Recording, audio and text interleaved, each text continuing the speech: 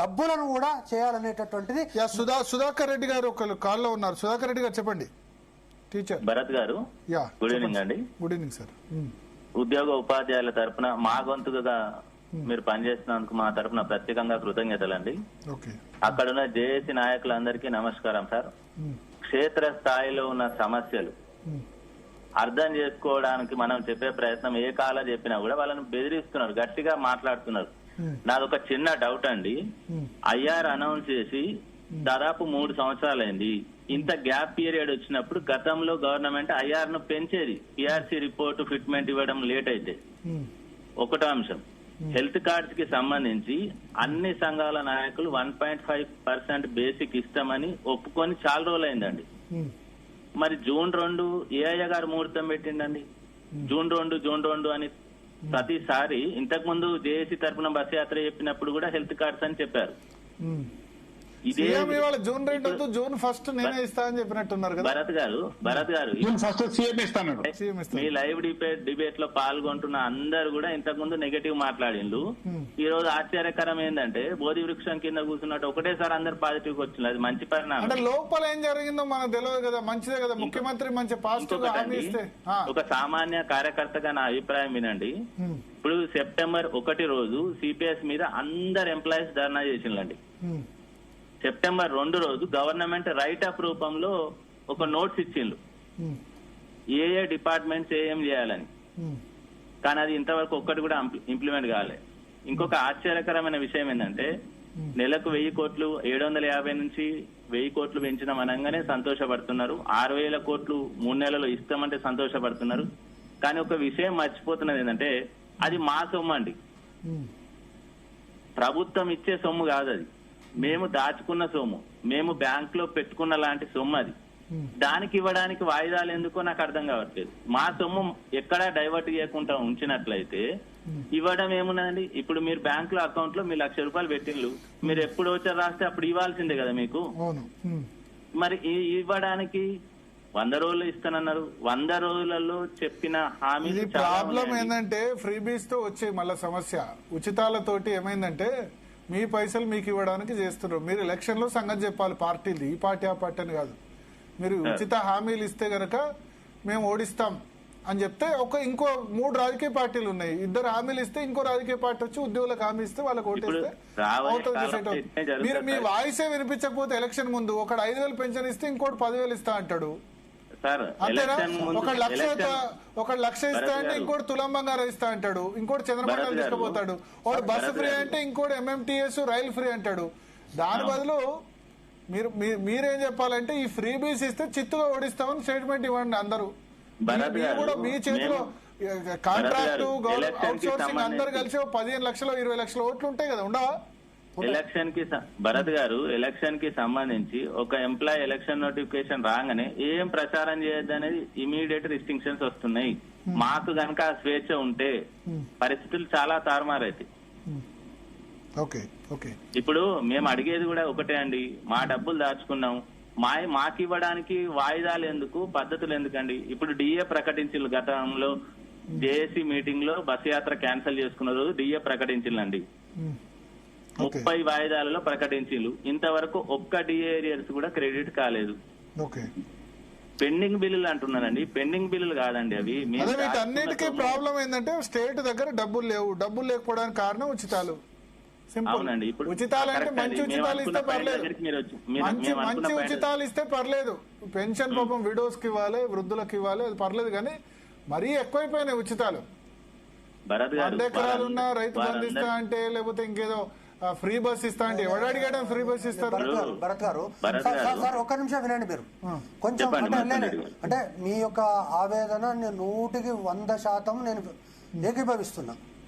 Ground లో ఉన్నటువంటి ప్రతి కార్యకర్త కూడా నాకు 1వ తారీఖు జీతం ఎందుకు రాదని ప్రశ్నించిన వాడే.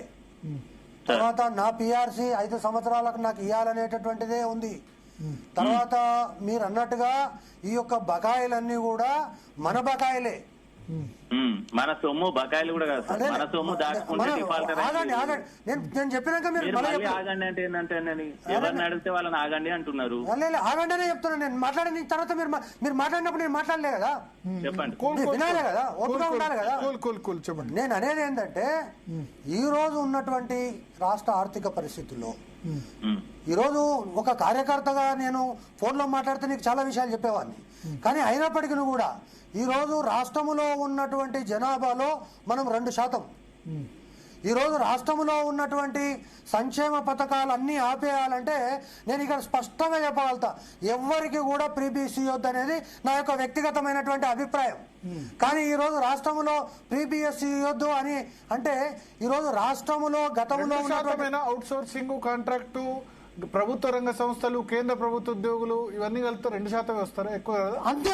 ఓన్లీ రాష్ట్ర ప్రభుత్వ ఉద్యోగులు పెన్షనర్లు కలిపి 2% ఉన్న రాష్ట్ర ప్రభుత్వ ఉద్యోగులు. ఒక నిమిషం ఉండండి, ఒక్క నిమిషం. నేను చెప్పిన తర్వాత 7 లక్షల మంది మీరు చెప్పారు. నేను ఏమంటున్నా, ఉన్నాము 7 లక్షలు. ఒక్క నిమిషం. కేంద్ర ప్రభుత్వ ఉద్యోగులు సపరేట్. నేను మన రాష్ట్రంలో ఉన్న కేంద్ర ప్రభుత్వ ఉద్యోగులు, ప్రభుత్వ రంగ సంస్థలు వాళ్ళు కూడా అందరు ఉన్నారు. నేను ఏమంటున్నా సార్ అంటే ఈ రోజు నేను మీకు చెప్తున్నా, నేను నా పిల్లగాన్ని స్కూల్కు పంపితే ఎడ్యుకేషన్ అడ్వాన్స్ ఇచ్చేది. నేను ఆపరేషన్ చేసుకుంటే నాకు ఫ్యామిలీ ప్లానింగ్ ఇంక్రిమెంట్ ఇచ్చేది. తర్వాత నాకు ఫెస్టివల్ చేసుకుంటే ఫెస్టివల్ అడ్వాన్స్ ఇచ్చేది. సో ఇటువంటివి అన్నీ కూడా క్రమక్రమంగా పోతున్నటువంటి పరిస్థితులలో ఈరోజు రాష్ట్రంలో ఉన్నటువంటి పరిస్థితి దృష్టిలో 27వ తారీఖు జీతం ఇస్తే కూడా మనం ఏం మాట్లాడలేనటువంటి పరిస్థితి. ఒకవేళ మాట్లాడితే నాలాంటి వాడిని జైలుకు పంపినటువంటి పరిస్థితి. మరి నేను 63 రోజులు జైల్లో ఎందుకున్నా? సర్వనగర్ సభలో మాట్లాడినందుకే ఉన్నా. మరి అటువంటిది 317 జీవో తీసుకొని వస్తే ఆ 317 జీవో కోసం మాట్లాడినటువంటి వాళ్ళందరినీ విక్టిమైజ్ చేసినటువంటి పరిస్థితి. ఇదే కాదు, దాదాపు గంట సేపు ఓల్డ్ పెన్షన్ స్కీమ్ మీద మీటింగ్ పెట్టి ఇది అయ్యేది కాదు, పోయేది కాదు, పక్కకు పడేయండి అన్నాడు. అటువంటి వ్యక్తిని కొన్ని విషయాలు మీతో మాట్లాడడం బాగుండదు. కాబట్టి ఈ రోజు నేను ఏం చెప్తున్నానంటే ప్రభుత్వము ఏమంటున్నాంటే మా కార్యకర్తగా 2028 ఎలక్షన్ ముందు ఫ్రీ బీస్ ఇవ్వదు. నేను ఏమంటున్నా సార్ అంటే ఈ రోజు ఉన్నటువంటి పరిస్థితుల్లో ఫ్రీ బీస్ అనేటటువంటిది ఒక రీజనల్ పార్టీస్ కు పట్టినటువంటి ఒక ప్రధానమైనటువంటి జబ్బు అని అనుకున్నాం. కానీ ఈ రోజు నేషనల్ పార్టీస్ కూడా ఆపోజిట్ వాదన వినిపించే వాళ్ళు లేరు కదా. లేరు. మోడీ కూడా పోయి ఏం చెప్పిండు పశ్చిమ బెంగాల్లో, నేను ప్రతి ఒక్క మహిళకు 2000 ఇస్తా అని చెప్తున్నాడు. అటువంటి చేయకపోతే ఆయన ఫుల్ ₹1,00,000 ఇస్తాయంటే ఆయన ఫుల్ మెజారిటీ రాలేదు. కుటుంబ విషయం ఏంటండి. సో ఇటువంటి పరిస్థితిలో ఉంది. కాబట్టి ఈ రోజు ఒక ఆయన అన్నాడు, ఇదే రాష్ట్రంలో ఈ మీరు 2% ఉన్నారు. 2% అంటే ప్రతి కుటుంబం 4 లేరా, 10% లేరా? నేను ఏమంటున్నానంటే 2% మంది ప్రజలు ఇంటూ 4 కాదు. నేనేమంటున్నా 2% ఉన్నమాట వాస్తవం. ఈ రోజు ఉద్యోగులు 4 ఓట్లు ఉండవు అంటే మీ ఇంట్లో. నేను ఏమంటున్నా ఈ రోజు పరిస్థితి, ఈ రోజు మీకు చెప్తున్నా నేను, రాష్ట్ర ప్రభుత్వం యొక్క బడ్జెట్ లో ఉద్యోగులకు, ఉపాధ్యాయులకు చెల్లించేటటువంటి బడ్జెట్ పైన కూడా చర్చ జరుగుతున్నది బయట. ఈరోజు ఉద్యోగ ఉపాధ్యాయ కార్మికులకు జరిగేటటువంటి చర్చ లోపల ఈరోజు నేను చెప్పింది సాధ్యం కాదా? ఉచితాలకు వ్యతిరేకంగా మీరు ఎలక్షన్ ముందు, ఇప్పుడు కాదు ఎలక్షన్ ముందు ఉద్యమం చేయాలి. నేనేమంటున్నా ఉచితాలకు వ్యతిరేకంగా, ఒకవేళ ఇప్పుడు ఫర్ ఎగ్జాంపుల్ నేను ఉచితాలకు వ్యతిరేకంగా మాట్లాడినా అనుకో, ఈ ప్రజలకు ఉద్యోగులకు మధ్య అగాధం సృష్టించేటటువంటి అవకాశం. నేను అల్టిమేట్ గా ప్రజలు ఎంతకాలం భయపడతారు?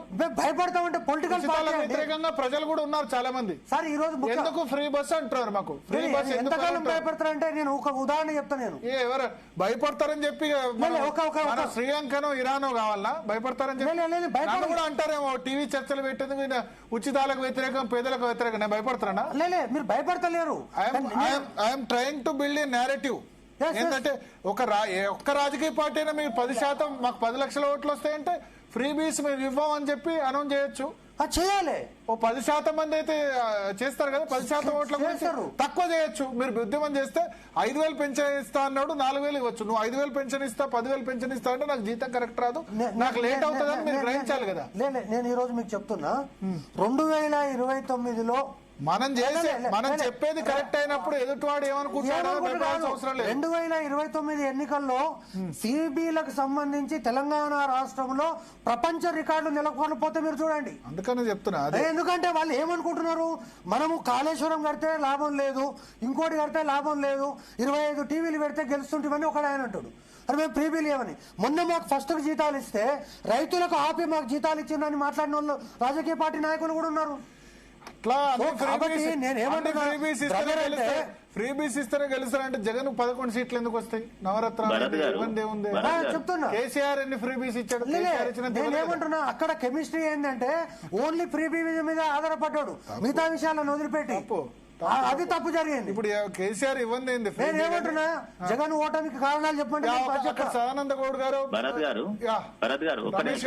రమేష్ గారు క్లోజ్ చేయాలి. మనకి 2 minutes.